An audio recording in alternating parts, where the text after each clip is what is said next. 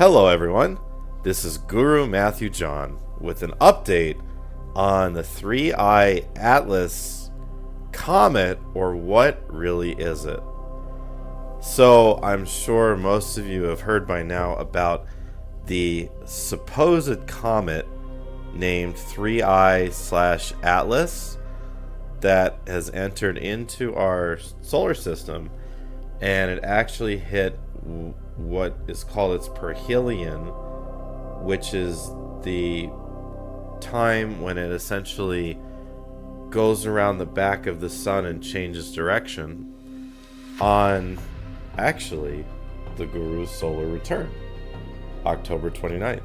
So that was special that myself and anyone else that had a solar return on October 29th, and then my birthday was the 30th, had that coincide with this very special object, which I'll get into as why is this so special.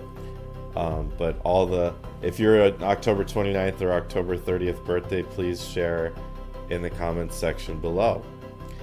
So some facts about 3i Atlas before we get into what I believe it really is and what my connections and guidance has told me.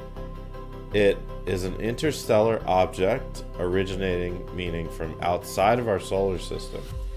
It's only the third object ever observed that has come from outside of our solar system. Now, we've only been observing this stuff for a century or so, but it's only the third object we've seen and the second of recent. It's traveling at approximately 130,000 miles per hour. Its size is estimated to be a few hundred meters up to a few kilometers across, so it is massive.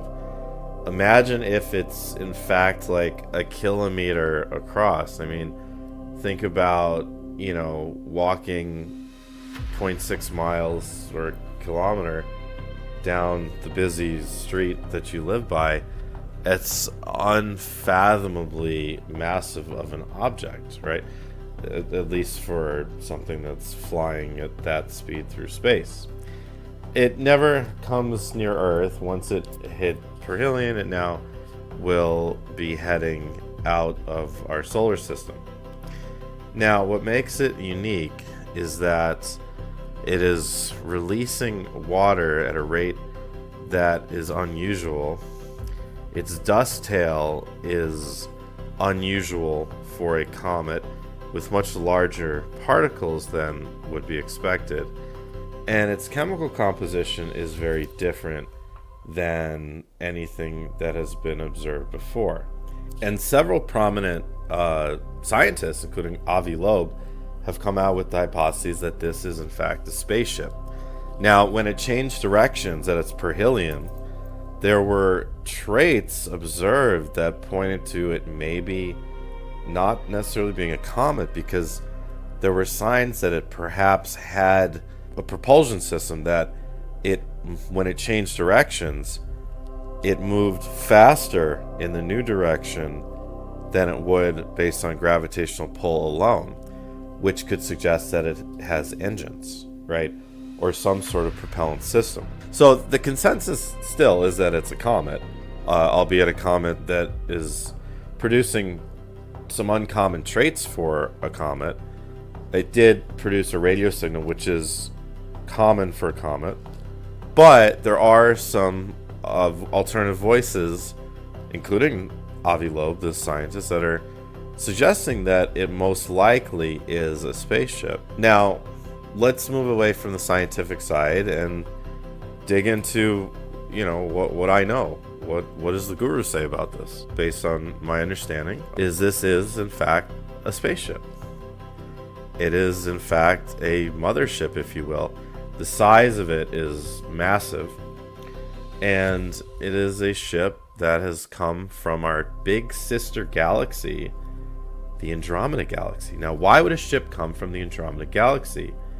Well, we've just observed it moving through our star system, right? But we don't know what it's done, how it traveled through other star systems in our galaxy. All we know is that it came from, at the very least, it's the thicker level of stars in our galaxy. But I will tell you that this comes from outside of the galaxy.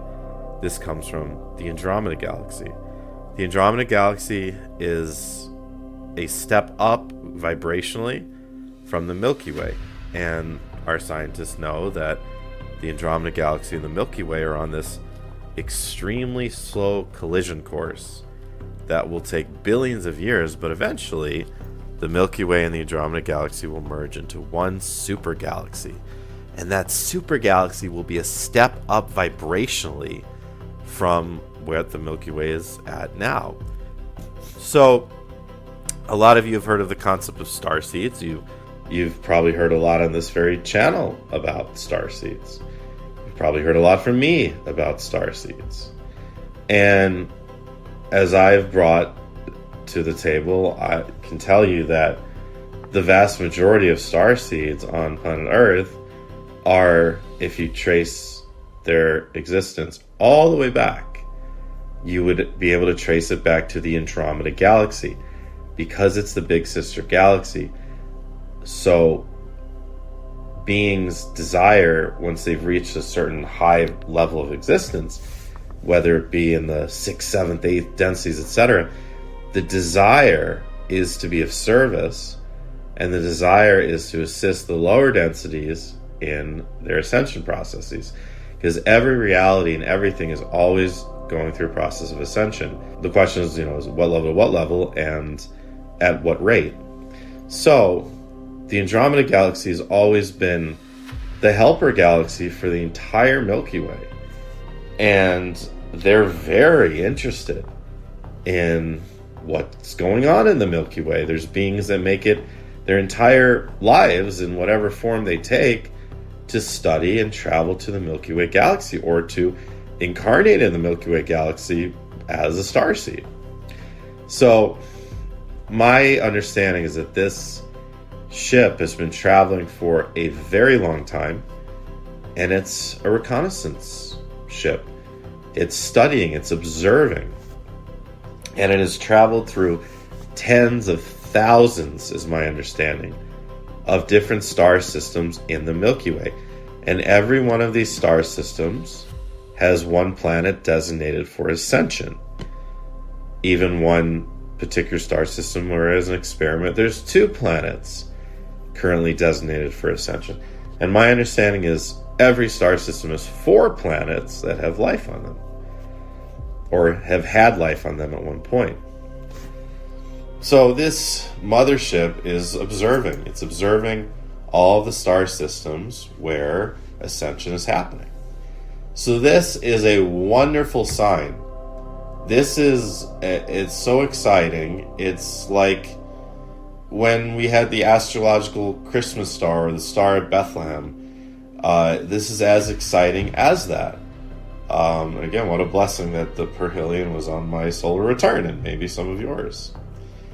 But it's a sign that we are ascending. It's a sign that, despite what the illusions are in the outside world, the vibration of the human race and of Earth herself are ticking, and is ticking upward.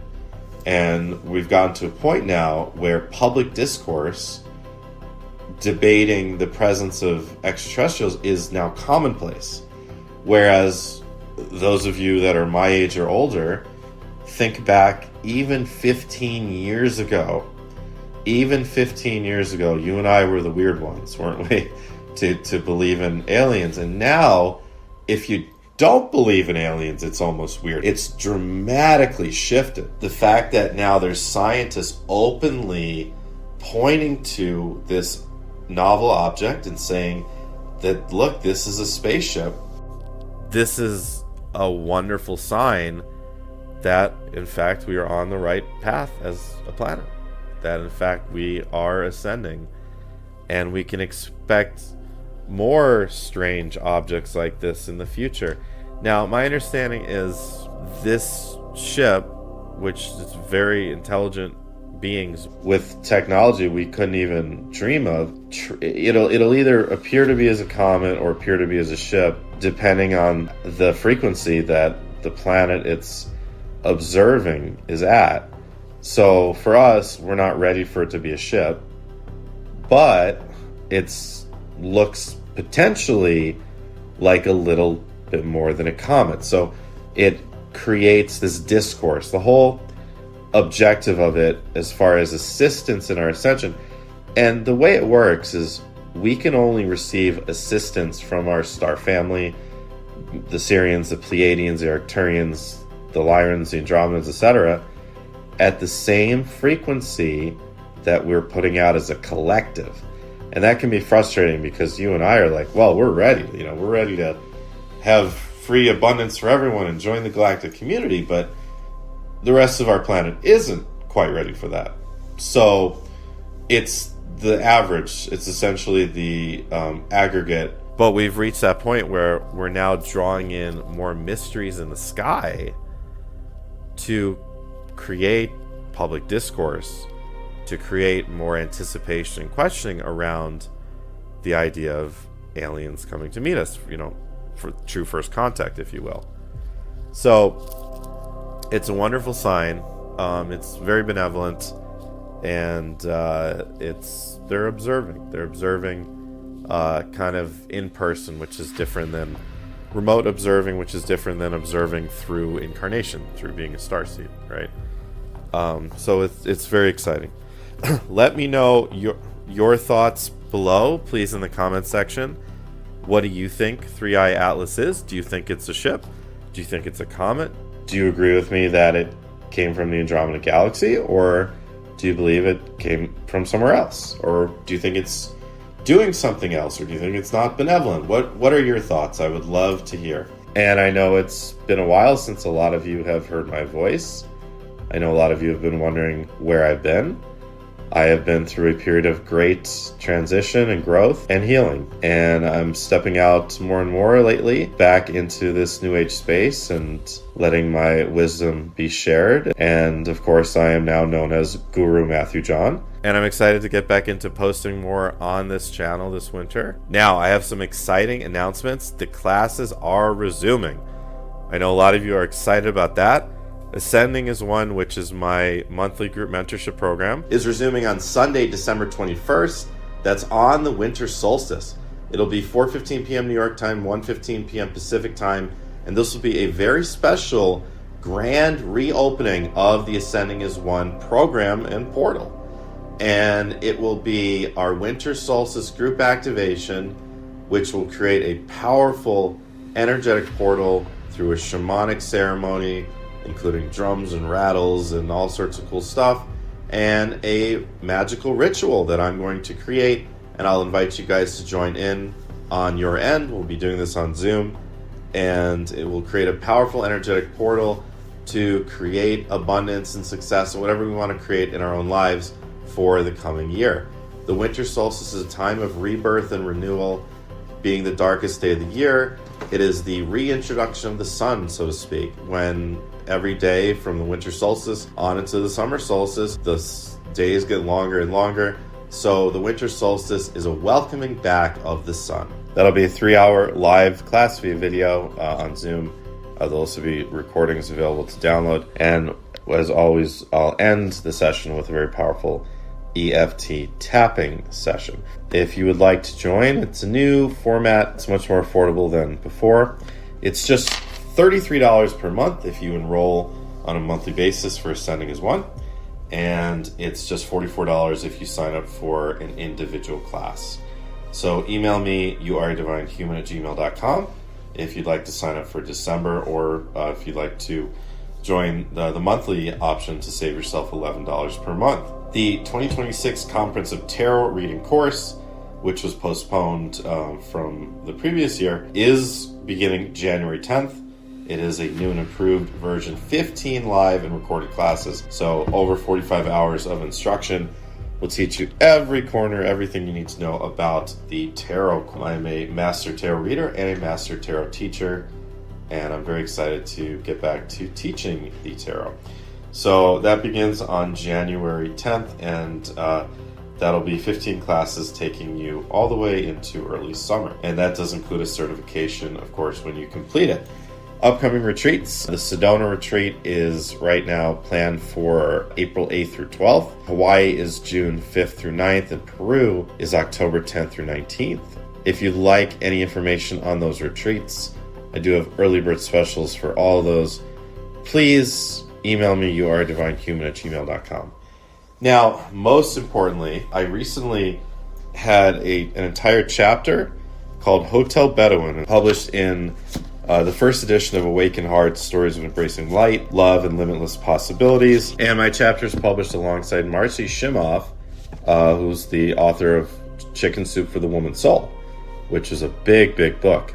So very grateful to be along such vaunted company. I'd be happy to send you a signed copy of the book. If you want a signed copy, email me, youaredivinehuman@gmail.com. And when you purchase a signed copy, I love to write a message from Spirit for you along with signing it. So if you'd like a book, please email me at youaredivinehuman@gmail.com.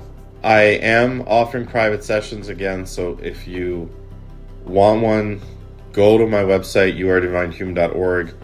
Purchase one right away because very soon, toward the end of the year, I'm going to shift the structure of the private sessions where the prices will go up. So you can check out the availability and book directly on my website. But I'm working vastly reduced hours, which is necessary for where I'm at in my healing right now. With me working less hours, I have begun writing my full-length book called A Guru's Guide to Ascension. And this is going to be the best and the most comprehensive manual for Ascension ever published to this date. But I need your help. I've had to take an entire year off, haven't had any income coming in, and I've had to refund a lot of people, unfortunately.